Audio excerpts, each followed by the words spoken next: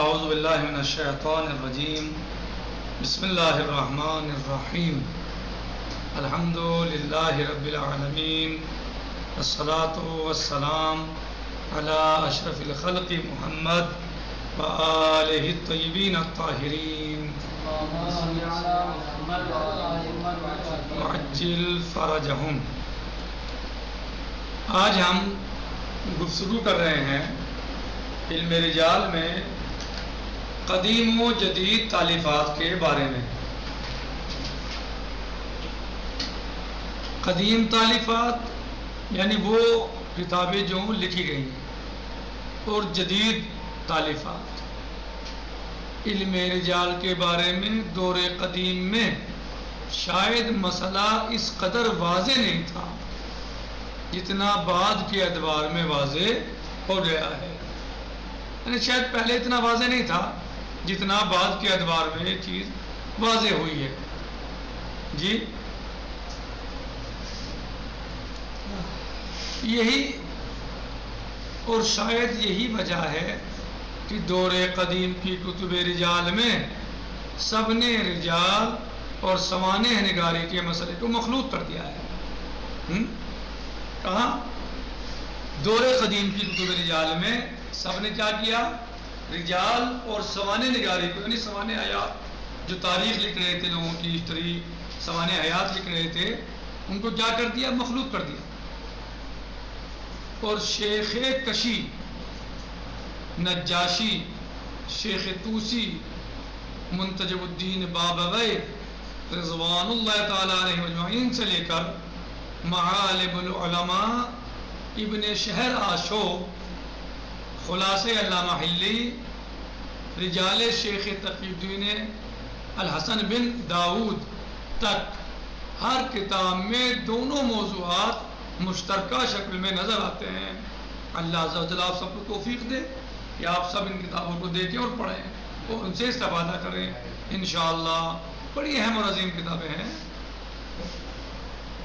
ہر کتاب میں دونوں موضوعات مشترکہ شکل میں نظر آتے ہیں، یعنی چونکہ انہوں نے اس وقت پہ تمام چیزیں یعنی مخلوط پڑتی، لیکن بڑی خدمت کی ہے اور بڑا کام کیا ہے۔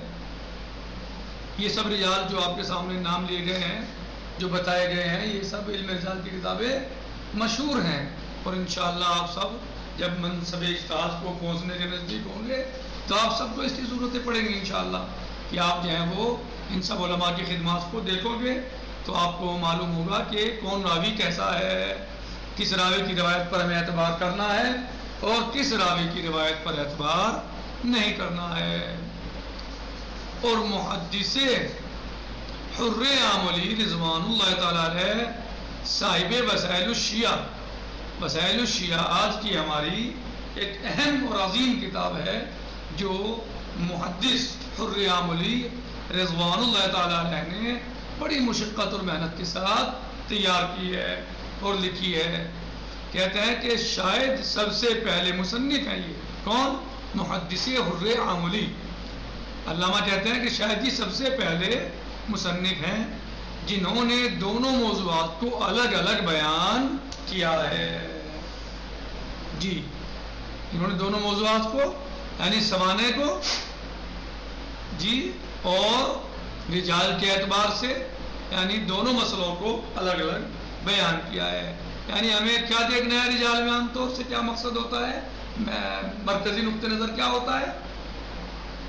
اعتماد اور غیر اعتماد، صحیح۔ اور سوانح حیات میں تو بہت کچھ چیز آ سکتی ہے انسان کی، جب کوئی سوانح حیات لکھے گا تو بہت ساری چیزیں آ سکتی ہیں، جبکہ اس میں یعنی جو رجال کا مسئلہ ہے وہ زیادہ چیز اس میں مربوط نہیں ہے کہ انسان کی زندگی کا ہر مثلا جو ہے وہ لمحہ یا ہر نقطہ اس میں درج اور بیان ہو، بلکہ سوانح حیات میں تو ہوتا ہے کہ سوانح حیات میں تمام زندگی کے نکات بیان یا زندگی کی باتیں سب بیان کی جاتی ہیں، لیکن علم رجال میں ہر بات کے بیان کرنے کی ضرورت اور حاجت نہیں کریں، اور الگ الگ بیان کیا ہے۔ اور اہل عمل کے دو حصے کر دیے ہیں، جی اہل عمل کے دو حصے کر دیے ہیں، ایک کو رجال سے مخصوص کر دیا ہے اور دوسرے میں علماء کے حالات درج کیے ہیں۔ عمل عامل کے 2 حصے کر دیے، یعنی 2 حصوں میں تقسیم کی. کہہ رہے ہیں کہ ایک کو رجال سے مخصوص کر دیا ہے اور دوسرے میں علماء کے حالات درج کیے ہیں، یعنی 2 حصے کیے ہیں انہوں نے اپنی کتاب کے. ایک کو رجال سے مخصوص کیا حصے کو، اور دوسرے میں علماء کے حالات کیا کیے، ذکر کیے ہیں.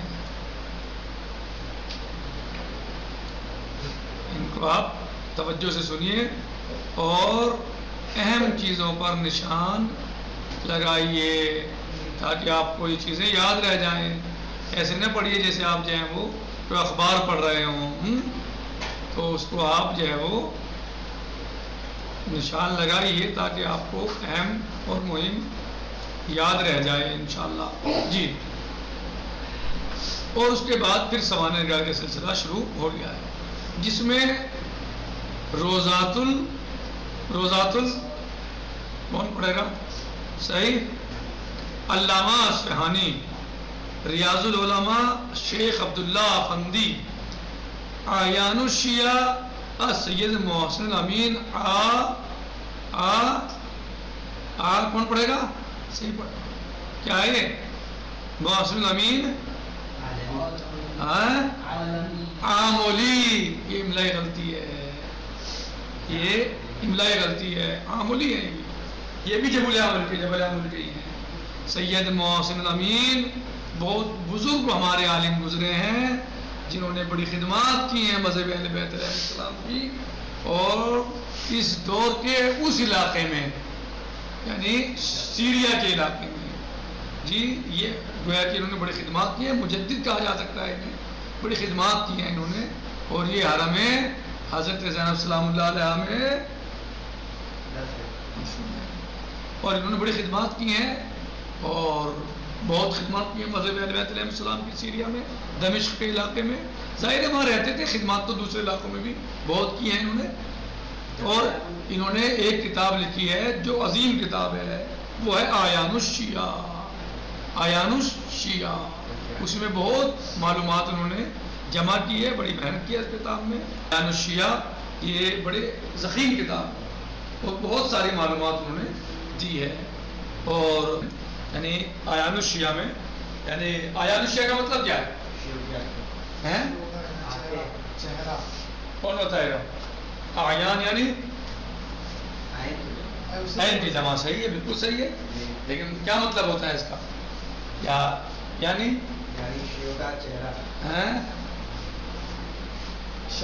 اعیان یعنی وجہا، یعنی جو قوم کے سرپرست یا سربراہ، مثلا جو کسی یعنی عین نہیں آنکھ. صحیح ہے، آپ کا جو بات ہے وہ ٹھیک. آنکھ کہاں ہوتی ہے؟ سامنے ہوتی ہے، یہ پیچھے ہوتی ہے؟ سامنے ہوتی ہے آنکھ. یعنی جو لوگ یعنی قوم کے یعنی بزرگ ہیں، مین لوگ ہیں قوم کے. اعیان الشیعہ یعنی شیعوں کے وجوہات، یعنی شیعوں کے مین افراد یا مین لوگ، یا جو مذہب شیعہ کی خدمت گزار لوگ ہیں، صحیح، جنہوں نے خدمت کی ہے اس مذہب کی بہت زیادہ، چاہے وہ کسی بھی اعتبار سے کی ہو مثلا. صحیح جی. تو یہ ایک ضخیم کتاب ہے، بہت وسیع کتاب ہے، اور اس میں انہوں نے بہت اچھے طریقے سے بہت ساری باتیں بیان کی ہیں. اللہ ان سب علماء کو غریق رحمت فرمائے اور ان پر اپنی رحمتوں کا نزول فرمائے اور ان کے درجات کو بلند فرمائے بحق محمد والد طاہرین. اور ہم سب کو ان کی لکھی کتابوں کو پڑھنے کی اور سمجھنے کی توفیق عطا فرمائے، اس سے استفادہ کرنے کی توفیق عطا فرمائے بحق محمد والد طاہرین. جی، اعیان الشیعہ سید محسن الامین عاملی، ریحانۃ الادب مدرس تبریزی، الکنا والالقاب محدث قمی سر فہرست ہیں. یعنی یہ کتابیں ہیں اس طرح کے ان موضوعات پر جو بیان کی گئی ہیں سر فہرست ہیں. اور دونوں کا بنیادی فرق یہی ہے، یعنی جو کتابیں رجال میں لکھی گئی یا جو مثلا کتابیں یہ مشترکہ لکھی گئی، دونوں کا بنیادی فرق یہی ہے کہ سوانح نگاری کا فن تاریخی اعتبار سے ایک اہمیت رکھتا ہے، اور اس کی اہمیت تمام اقوام عالم میں یکساں طور پر پائی جاتی ہے. جو مورخ ہوتے ہیں، تاریخ نگار ہوتے ہیں، صحیح ہے، اس کی اہمیت ہے، اس میں کوئی شک نہیں ہے، اور اس کی اہمیت تمام اقوام عالم میں یکساں طور پر پائی جاتی ہے، لیکن علم رجال میں اس کی اہمیت صرف ان لوگوں کے درمیان ہے جن کا روایات سے کوئی تعلق ہے۔ صحیح فرق محسوس ہوا نا؟ بنیادی فرق، اور بنیادی فرق اور دونوں میں بنیادی فرق یہی ہے کہ سوانح نگاری کا فن تاریخی اعتبار سے ایک اہمیت رکھتا ہے، اور اس کی اہمیت تمام اقوام عالم میں یکساں طور پر پائی جاتی ہے، ٹھیک، تمام لوگوں میں، تمام قوموں میں۔ لیکن علم رجال یعنی یہ اگر آپ سے کبھی کوئی سوال آ جائے، پوچھا جائے، تو آپ کے دماغوں میں باتیں ہونی چاہیے کہ کیا فرق ہے ان میں، صحیح، اگر کوئی آ جائے آپ سے فرق پوچھا جائے تو پھر آپ کو اس میں دقت نہیں ہونی چاہیے، جی۔ لیکن علم رجال، نشان لگا لیجیے آپ بھی، کی اہمیت صرف ان لوگوں کے درمیان ہے جن کا روایات سے کوئی تعلق ہے اور جو حدیث پر عمل کرنا چاہتے ہیں، ورنہ حدیث اور روایات کو نظر انداز کر دیا جائے تو علم رجال کی کوئی حیثیت نہیں رہ جاتی ہے۔ مین چیز کیا ہے علم رجال میں؟ یعنی روایات سے تعلق، اگر حدیث اور روایات کو نظر انداز کر دیں تو پھر کیا ہو جائے گا؟ پھر علم رجال کی کوئی حیثیت نہیں رہ جائے گی۔ بھائی کسی مقصد یہاں لوگوں کے بلا وجہ یعنی کوئی جاسوسی کرنا مقصد تھوڑا ہی ہے، یا ان کے بارے میں مثلا جو ہے کسی کے عیوب کو اچھالنا تو ہے ہی نہیں مقصد بتایا آپ کو۔ مقصد کیا ہے؟ کیونکہ ان کا تعلق روایات سے ہے، تو روایات کا تعلق یعنی پورا دین ہمارا قرآن و روایات اور حدیث سے ہے، تو لہٰذا ان کی ہمیں ضرورت یوں پڑتی ہے حالات کو سمجھنے کی، تاکہ ہم روایت کو معتبر اور غیر معتبر جان سکیں کہ آیا روایت معتمد ہے یا نہیں ہے، اس روایت پر عمل کیا جائے گا یا نہیں کیا جائے گا، یہ مقصد ہے۔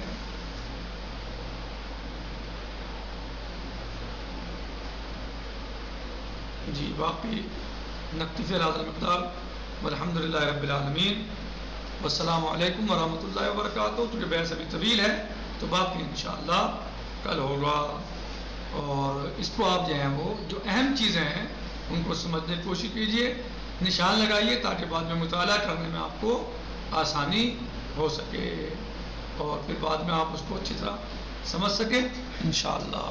السلام علیکم ورحمۃ اللہ وبرکاتہ۔ خدا حافظ۔